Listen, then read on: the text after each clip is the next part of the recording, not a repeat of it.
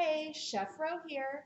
Today we are going to deal with one of my very favorite vegetables, which is Swiss chard. A lot of people get it in their farm CSA boxes, or they see the really fun colors that happen in the grocery store with the pinks and the yellows and the reds, and they're really interested, but they don't know how to deal with it, and so a lot of times people can be intimidated by it. Whereas me, I grow it in my hydroponic garden, and it is delicious, and I love using it, okay? Now, there are two parts to Swiss chard, and you can use them both, but they do cook at separate times. So I'm going to show you when to use each one.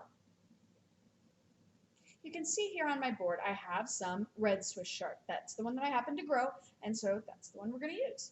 Now, traditionally speaking, chefs will tell you to stack them up and you're going to cut out the stem because the stem here, it cooks at a different rate than the leaves themselves. Okay, so traditionally you stack up some leaves, you take your knife, you go right down either side of the stem, and then we've got our two parts. Okay, now with these two parts, this is going to take longer to cook, so you always cook it either in a separate pan or you cook it first and then you add these leaves. Usually with the leaves, you're going to a lot of times people will even cut that in half and you'll stack these up. Some people will even roll them like basil, and you're just going to cut them just like this. Okay?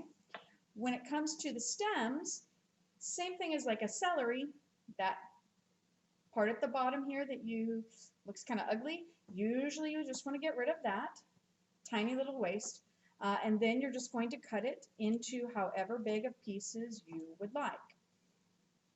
Okay.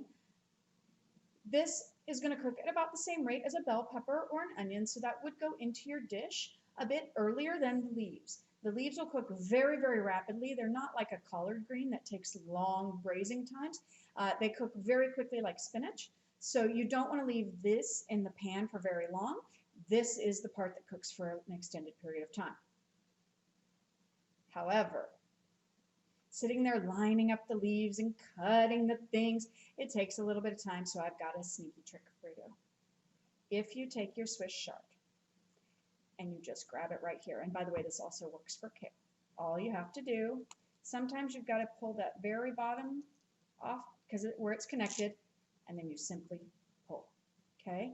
Now I have my stem separated from my leaves the same way that my knife did, and all I had to do is much faster. Now that you've learned to handle your Swiss chard, you can use it in many dishes. It's a great way to add color to your plate without having to add any fake things or just putting a sprig of parsley on top just because. I hate trees. Don't even get me started on that one. But this is a great way to add interesting color that naturally happens to your plate, giving visual interest. And it has great flavor, and you can use the whole thing so you don't have to waste the stems like you do oftentimes with a kale or a collard green or another green of that nature. So I hope you enjoy adding Swiss chard to your rotation of vegetables.